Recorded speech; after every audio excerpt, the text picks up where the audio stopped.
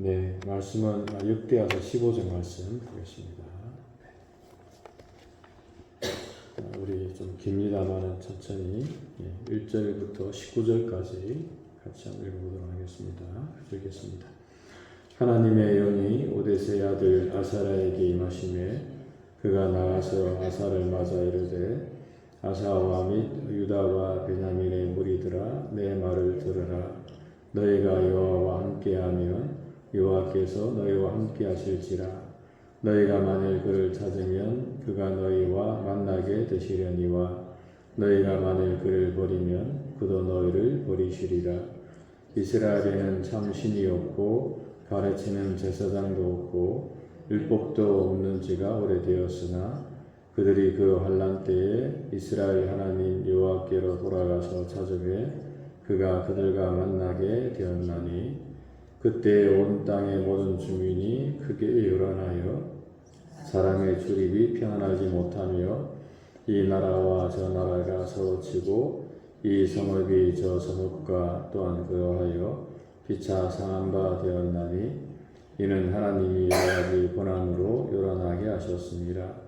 그런즉 너희는 강하게 하라. 너희의 손이 약하지 않게 하라. 너희 행위에는 상급이 있음이라 하니라. 아사가 이 말 곧 선지자 오데스의 예언을 듣고 마음을 강하게 하여 가증한 물건들을 유다와 베냐민 온 땅에서 없애고 또 에브라임 산지에서 빼앗은 성읍들에서도 없애고 또 여호와의 낭실 앞에 있는 여호와의 제단을 재건하고 또 유다와 베냐민의 무리를 모으고 에브라임과 므낫세와 시므온 가운데에서 나와서 저희 중에 머물러 사는 자들을 모았으니 이는 이스라엘 사람들이 아사의 하나님 여호와께서 그와 함께 하심을 보고 아사에게로 돌아오는 자가 많았음이더라. 아사 왕 제25년에 셋째 달에 그들이 예루살렘에 모이고 그날에 노력하여 온 물건 중에서 소 700마리와 양 7,000마리로 여호와께 제사를 지내고 또 마음을 다하고 목숨을 다하여 조상들의 하나님 여호와를 찾기로 언약하고 이스라엘 하나님 여호와를 찾지 아니하는 자는 대소 남녀를 막론하고 죽이는 것이 마땅하다 하고 무리가 큰 소리로 외치며 피리와 나팔을 불어 여호와께 맹세하며 온 유다가 이 맹세를 기뻐한지라. 무리가 마음을 다하여 맹세하고 뜻을 다하여 여호와를 찾았으므로 여호와께서도 그들을 만나 주시고 그들의 사방에 평안을 주셨더라. 아사 왕의 어머니 마아가가 아세라의 가증한 목상을 만들었으므로 아사가 그의 태우의 자리를 피하고 그의 우상을 짓고 바 기드론 시냇가에서 불살랐으니 산당은 이스라엘 중에서 제하지 아니하였으나 아사의 마음이 일평생 온전하였더라. 그가 또 그의 아버지가 구별한 물건과 자기가 구별한 물건 곧 은과 금과 그릇들을 하나님의 전에 드렸더니 이때부터 아사 왕 제35년까지 다시는 전쟁이 없으니라. 아멘. 오늘 이 역대하 15장 말씀입니다. 어제 이어서 계속해서 아사 왕에 대해서 아사의 기업과 유대의 평화에 대해서 좀 말씀을 함께 보도록 하겠습니다.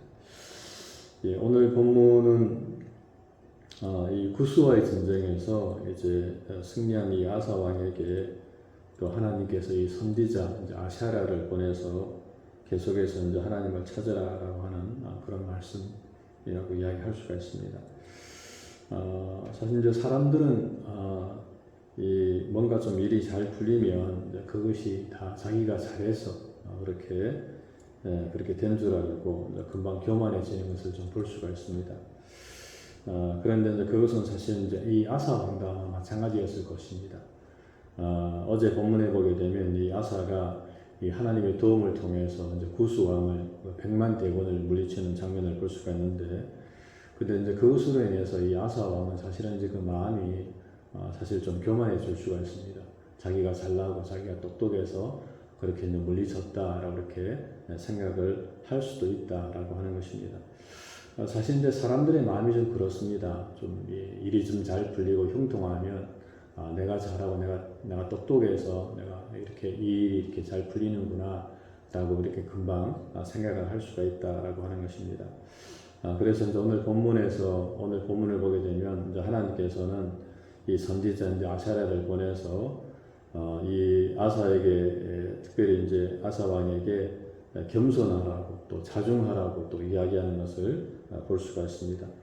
2절에 보게 되면 너희가 여호와와 함께하면 여호와께서 너희와 함께하실지라 너희가 만일 그를 찾으면 그가 너희와 만나게 되시려니와 너희가 만일 그를 버리면 그도 너희를 버리시리라 라고 이렇게 말하는 것을 좀 볼 수가 있습니다. 계속해서 이제 개혁을 이어나가라 라고 이렇게 하나님께서 이 아사 왕에게 이야기를 하고 있습니다. 하나님을 버리지 말고 하나님을 찾고 하나님과 동행하는 삶을 살아야 된다라고 이렇게 이야기하고 있습니다.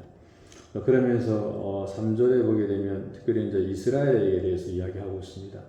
이 당시 이제 로밤 왕을 통해서 이 나라가 이제 이스라엘이 분열이 되어서 남유다, 북이스라엘로 나뉘어져 있었는데 특별히 이제 그 북이스라엘에 대해서 이 아사랴가 이야기하면서 지금 이스라엘에는 참 신이 없고 가르치는 제사장도 없고 율법도 없은 지가 오래되었다라고 이렇게 이야기하고 있습니다. 이제 여로보암 왕이 이스라엘을 다스리고 있었는데 그때 이제 이 왕의 잘못된 그 통치로 인해서 이제 이스라엘 백성들이 우상을 섬기고 있었습니다. 그래서 거기에 대해서 이 아사랴가 이제 경고를 하면서 그로 인해서 그 땅에 하나님의 재앙이 임했다라고 이렇게 이야기하게 됩니다. 5절에 보게 되면 그때 온 땅의 모든 주민이 크게 요란하여 사람의 출입이 평안하지 못하며 이 나라와 저 나라가 서로 치고 이 성읍이 저 성읍과 또한 그러하여 피차 상한 바가 되었나니 이는 하나님이 여러 가지 고난으로 요란하게 하셨습니다 라고 이렇게 이야기하고 있습니다. 즉 하나님을 저버리고 우상을 숭배함으로 결국에 이제 그 땅에 하나님의 이 재앙이 임했다라고 이렇게 이야기하고 있습니다.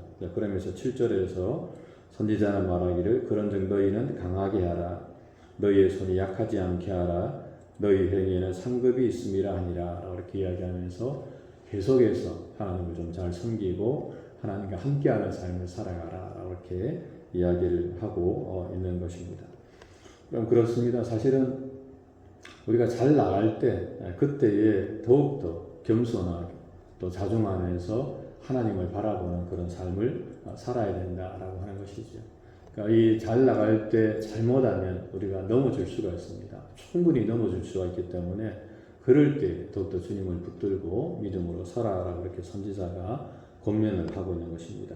그러자 이제 그 말을 들은 이 아사가 선지자의 말을 잘 수용을 하게 됩니다. 그래서 8절에 보게 되면 아사가 이 말 곧 선지자 오뎃의 예언을 듣고 마음을 강하게 하여 가증한 물건들을 유다와 베냐민 온 땅에서 없애고 그랬는데 이제 우상과 관련된 그런 물건들을 다 없앴다고 이야기하고 있습니다. 또한 에브라임 산지에서 빼앗은 성읍들에서도 없앴고 또 하나님의 이 전을 또 제단을 잘 건축했다라고 오늘 본문은 말씀하고 있습니다.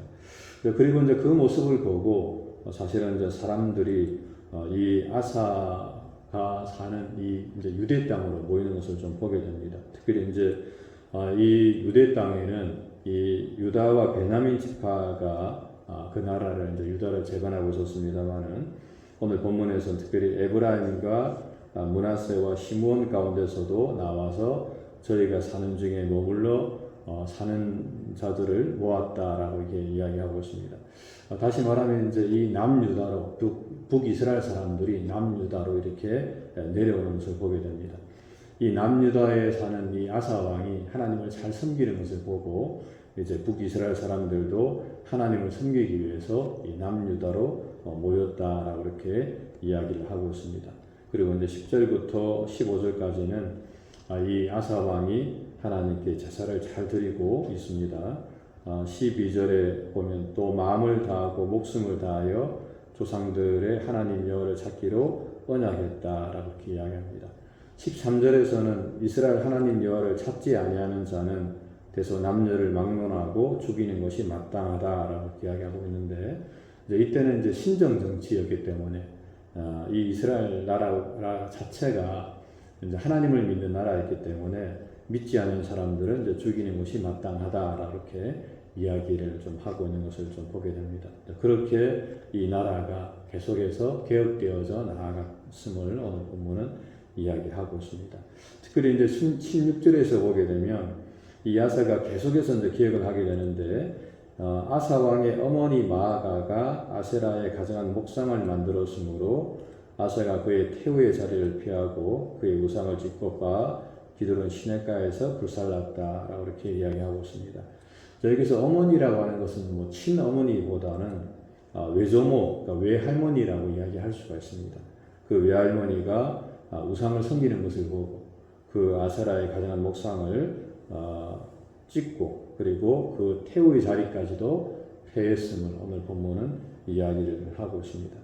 사실은 이제 이렇게 하기가 쉽지 않은데, 하지만 그럼에도 불구하고 이 아사 왕은 계속해서 추가적으로 개혁을 단행하고 있다고 하는 것입니다. 그러면서 오늘 본문에서는 이 아사의 만 일평생 온전하였다, 하나님을 참 잘 섬기는 그런 왕이었다라고 오늘 본문에서 이야기하고 있습니다. 그리고 이제 19절에 결과적으로 이때부터 아사 왕 제35년까지 다시는 전쟁이 없었다라고 이렇게 이야기를 하고 있습니다. 근데 오늘 본문을 통해서 우리가 좀 교훈받을 수 있는 것은 사실은 이제 이 개혁이라고 하는 것은 이 가까운 사람을 가까운 것부터 우리가 개혁을 해 나가야 된다라고 하는 것을 우리가 좀 생각을 해볼 수가 있습니다. 방금 우리가 이 아사 왕이 어머니 이 마아가의 태우의 자리를 피하면서 그렇게 개혁을 해 나갔는데, 사실은 이렇게 개혁하는 게 쉽지가 않거든요. 가까운 사람들, 가까운 지인들에게는 우리가 함부로 이렇게 말을 할 수가 없는데, 하지만 이 아사 왕은 자기의 외할머니임에도 불구하고 그 할머니가 잘못한 것을 보고 거기에 대해서 분명하게 지적하고 그 개혁을 계속해서 이어나가는 것을 좀 보게 됩니다. 이제 이런 면에서 우리들도 정말 우리들과 가까운 부분에서 물론 뭐 가까운 사람들에게 함부로 말을 할 수가 없습니다만, 이제 그럼에도 불구하고 그들이 잘못한 것이 눈에 보인다면, 그들이 잘못한 것을 우리가 안다면 그들에게 또 지적해서 다시금 회개하고 돌아올 수 있도록 우리가 권면을 해야 된다라고 하는 것입니다. 오늘 본문에서 이 말씀을 통해서 오늘도 우리는 이제 이 하나님께서 주시는 이 말씀을 통해서 믿음으로 또 서는 저 여러분들 되길 바랍니다.